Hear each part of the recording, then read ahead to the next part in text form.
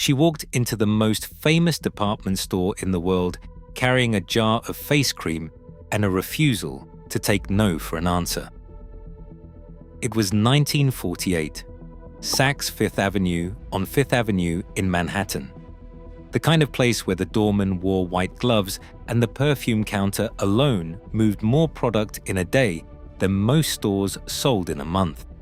The kind of place where a woman from Corona, Queens, daughter of Hungarian immigrants, wife of a man who sold fabric garments for a living, had absolutely no business standing. Except she didn't see it that way. She had already been told no, more than once. The buyers at Saks had waved her off. They weren't interested in a tiny cosmetics operation with no advertising budget, no famous name attached, no French-sounding origin story. The beauty industry in 1948 was a fortress, and the gates were controlled by two women who had spent decades building that fortress themselves, Helena Rubinstein and Elizabeth Arden. If you weren't one of them, you weren't getting in. If you didn't have a Paris address or a Mayfair salon or the right editorial connections, you simply didn't exist in the world of prestige beauty. But this woman, this daughter of a hardware store owner from a working-class Queens neighborhood, had a strategy that nobody in that world had ever tried before.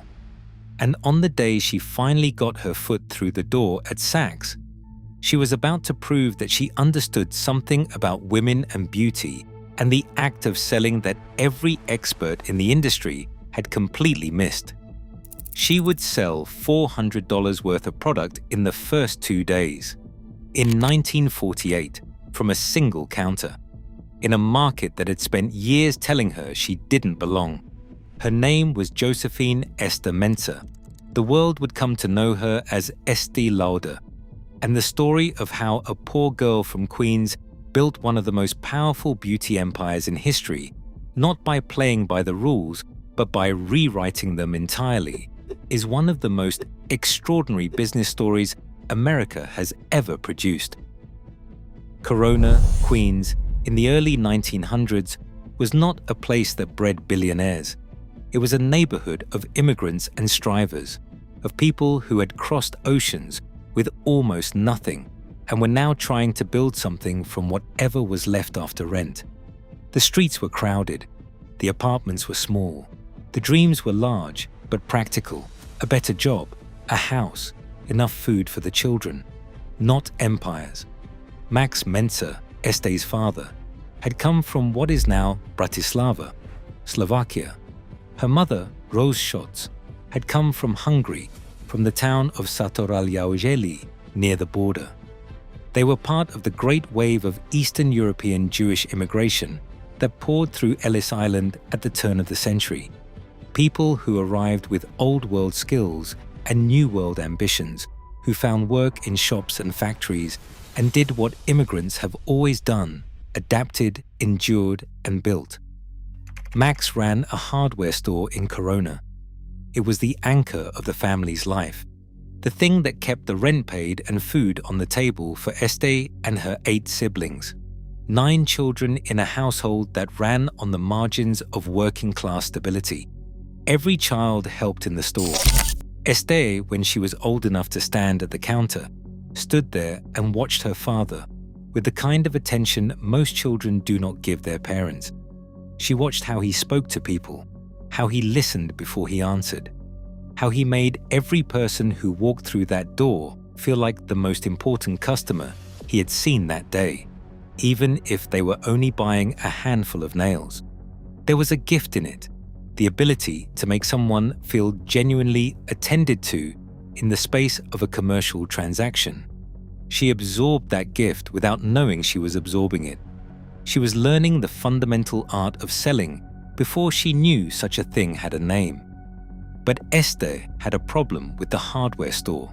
It bored her completely. The nails and the timber and the plumbing supplies, none of it lit her up. What she wanted was beauty. She was drawn to it from almost the time she could walk. She would brush her mother's long hair, apply creams to her mother's face, sit beside her and watched the small transformation that attention and care could produce in a person's appearance. When a woman felt beautiful, something shifted in the way she held herself, the way she moved through the world. Estée noticed this when she was still a child, and she never stopped noticing.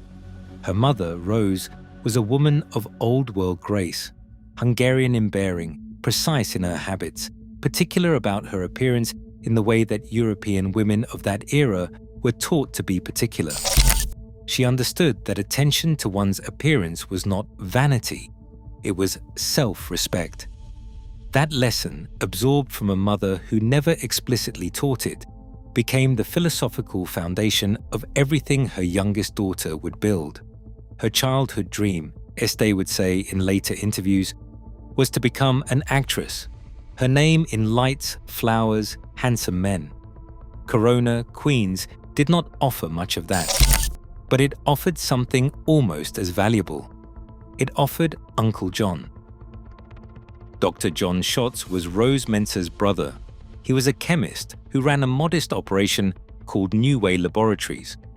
Out of it, he produced beauty products, creams, lotions, rouges, fragrances.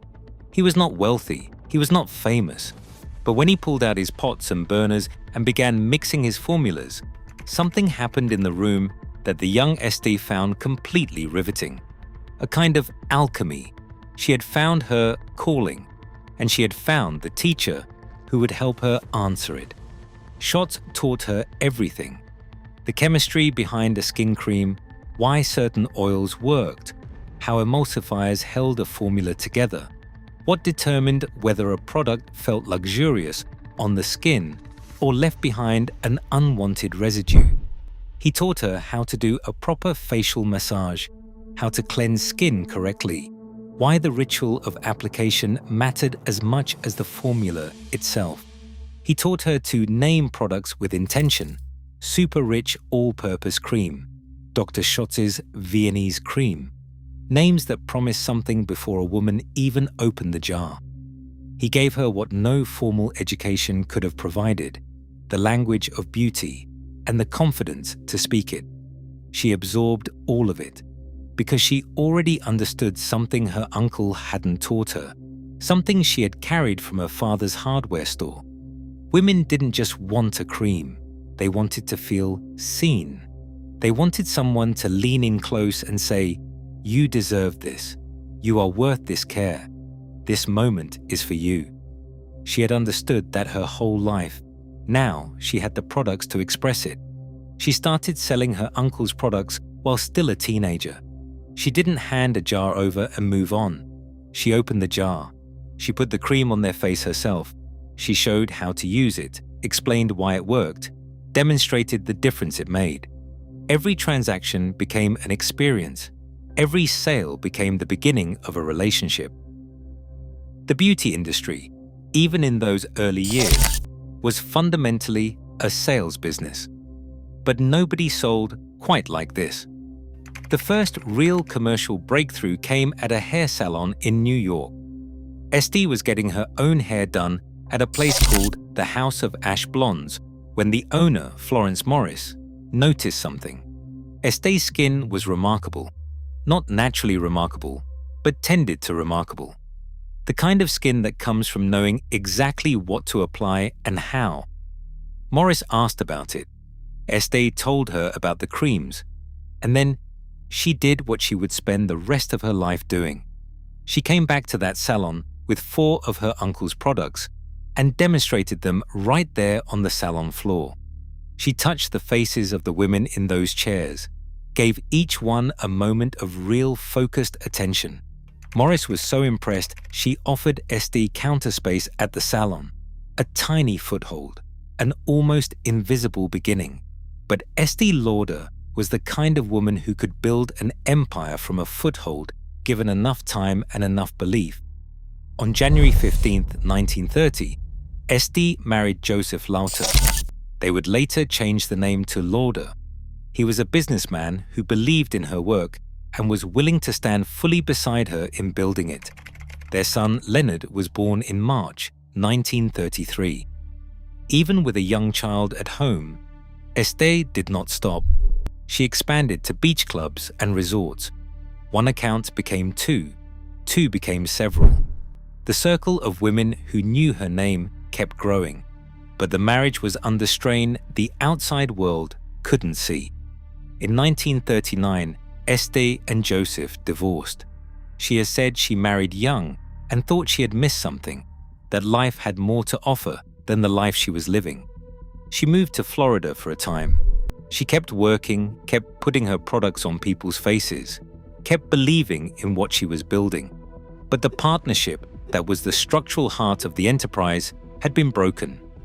Those years, the early 1940s, the war years, and the years without Joseph, were the most precarious of her professional life. She was still building, still selling, but the foundation felt unstable. She would say later, with no attempt to minimize it, that divorcing Joseph was one of the great mistakes of her life. She had the sweetest husband in the world, and she had not understood that until she had walked away from it. There is something important in that admission. Estée Lauder was not a woman given to sentimentality or public regret. She was precise, purposeful, relentless in forward motion.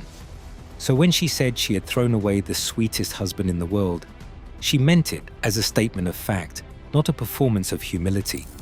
And what the divorce years actually cost her was not just the marriage, it was the momentum.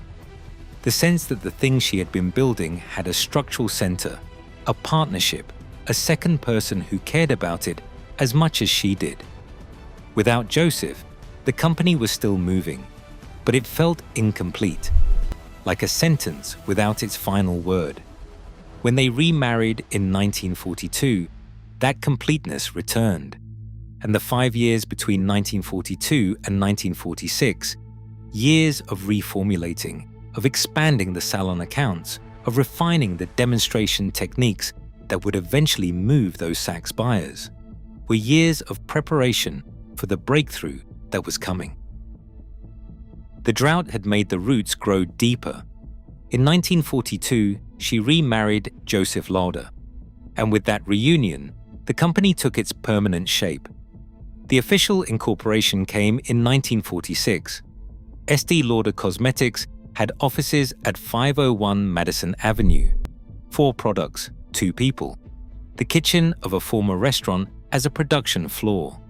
The most modest possible beginning for what would become the second largest cosmetics company on earth. But before that could happen, she needed to break through the one wall that was still standing, the department store wall. She had approached Saks Fifth Avenue. They had said no. The buyers were not interested in an unknown line with no national advertising, no celebrity backing, no history. The beauty floor was dominated by Helena Rubinstein and Elizabeth Arden, 2 women who had built genuine empires and had every intention of keeping them. Rubinstein had arrived in Melbourne at the turn of the century with 12 pots of face cream and built from there to salons in Paris, London, and New York. A global business built on the conviction that women would pay for quality if you told them they deserved it. Arden had created the Red Door on Fifth Avenue, a discreet and impeccably maintained establishment where the wealthiest women in America went to be transformed, to receive treatments that cost more than a secretary made in a month. Both women were brilliant, both were ferocious about their territory, and neither had any interest in making room for a newcomer from Queens. The wall seemed solid. Most people would have accepted it. Estée Lauder went around it.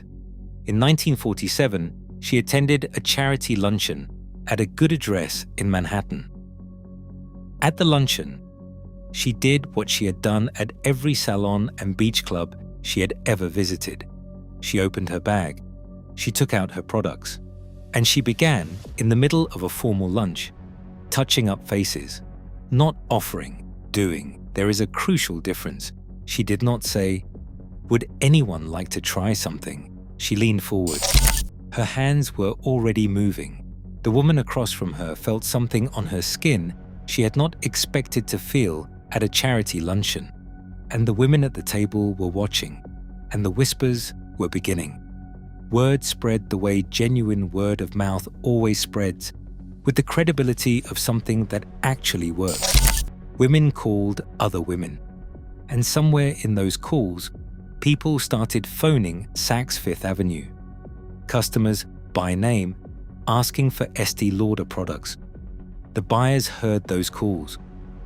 In 1948, Saks placed the first order, $800 worth of product.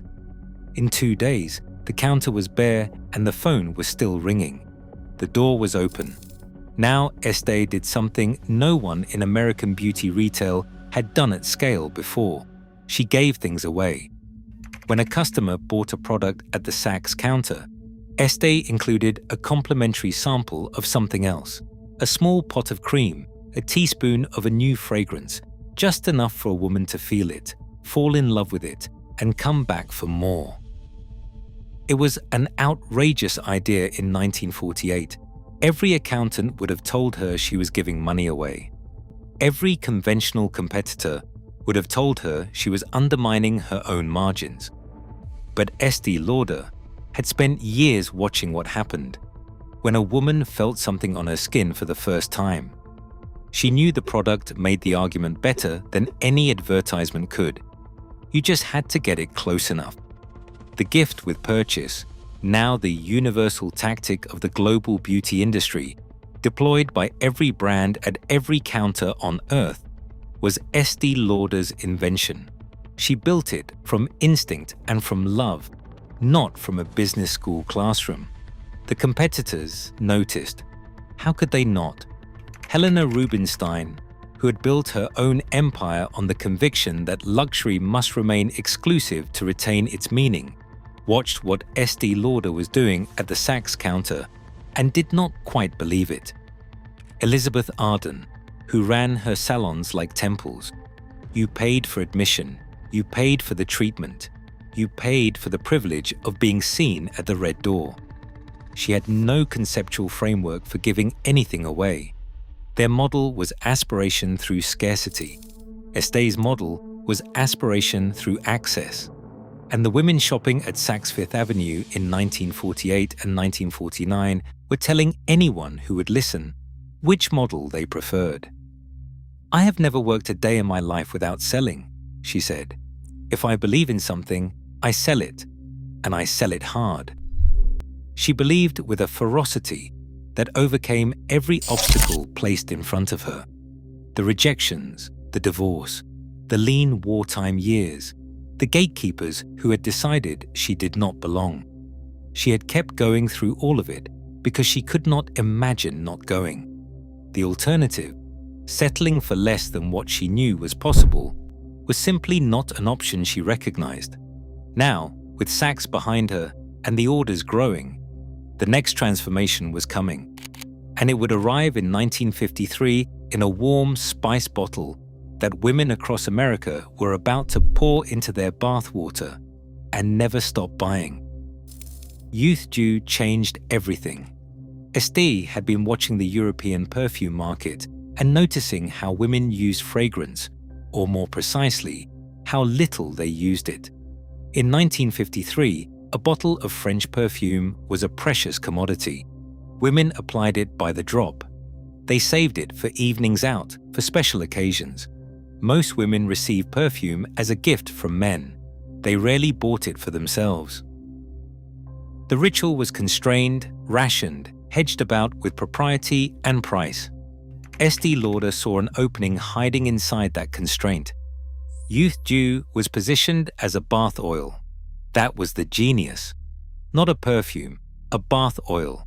Something practical, something a woman buys herself because she takes baths, because she deserves a beautiful bath, because her daily routine is worth something. The scent it left behind was magnificent, warm, rich, deeply personal.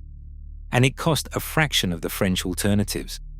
The message it sent to women was the same message Estée had been sending since she walked into the house of Ash Blondes with her uncle's creams. You deserve this, not for a special occasion, just because you exist. Before Youth Dew, The market for fragrance in America was largely a gifting market.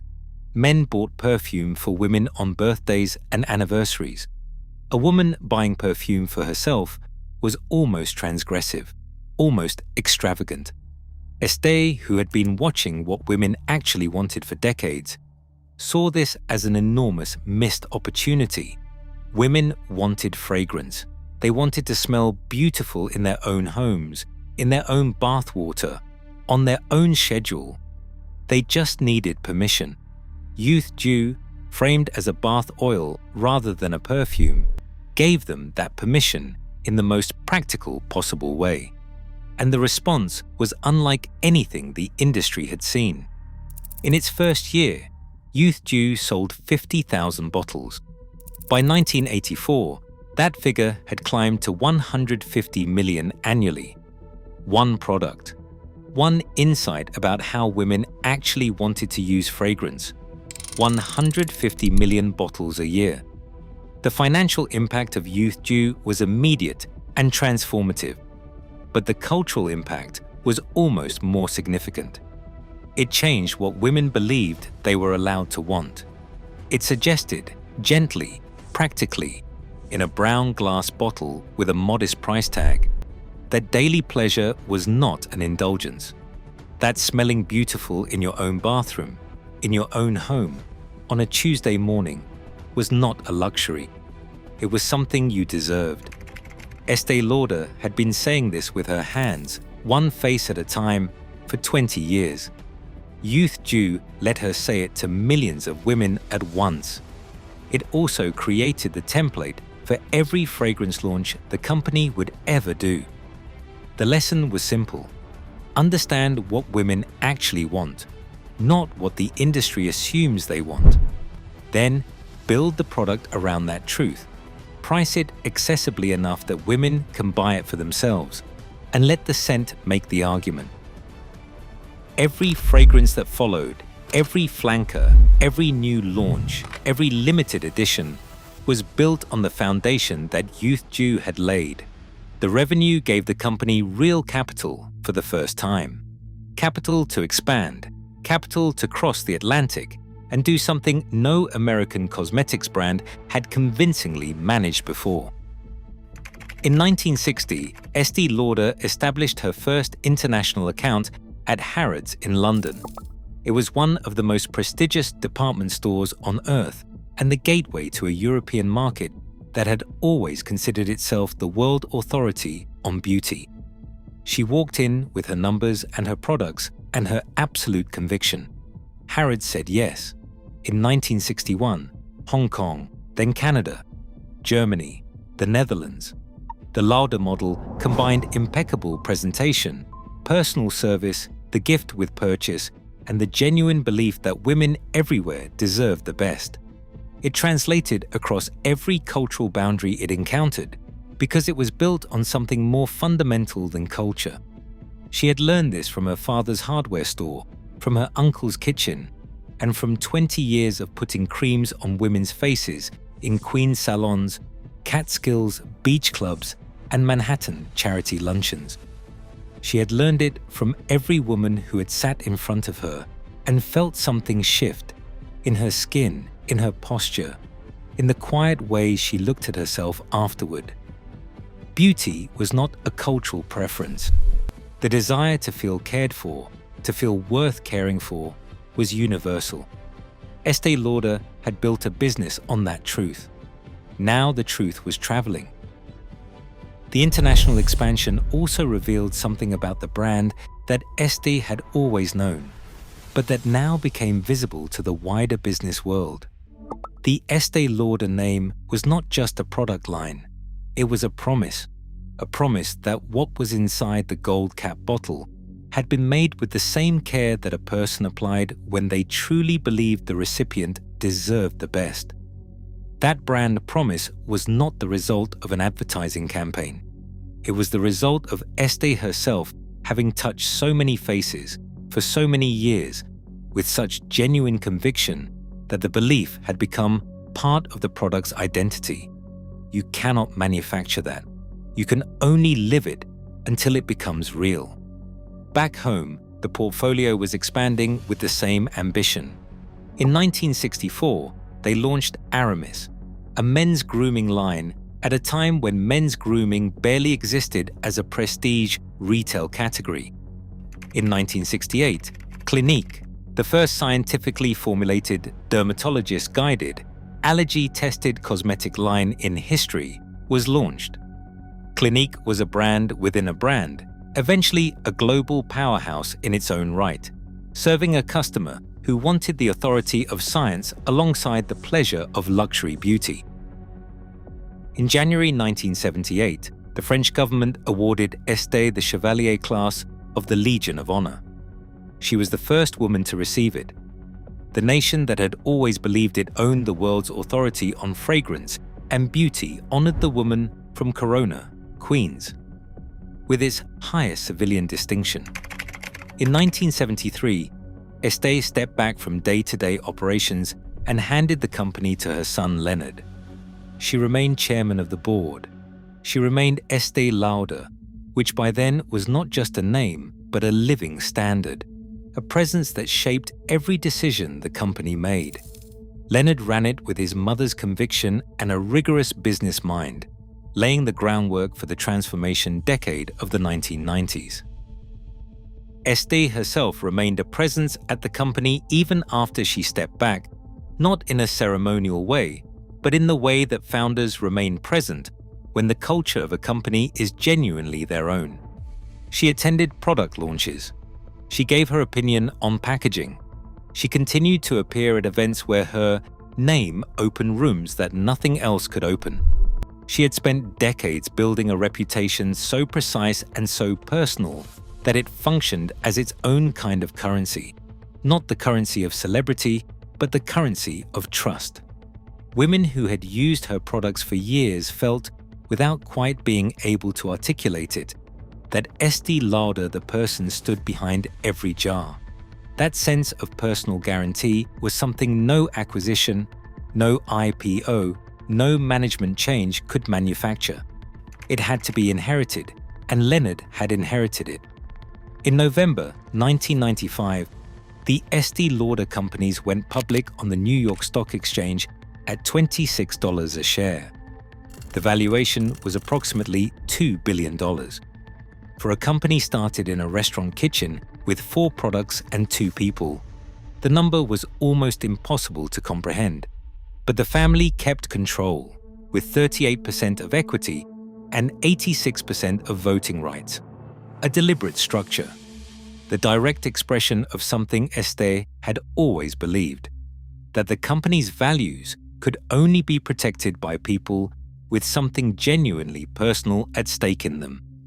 The 1990s brought an extraordinary wave of acquisitions that transformed the Estée Lauder companies from a cosmetics house into a beauty conglomerate unlike anything the industry had seen. MAC Cosmetics, starting in 1994, Bobbi Brown in 1995, La Mer, the legendary luxury skincare line, also in 1995, Aveda in 1997, Jo Malone, London in 1999.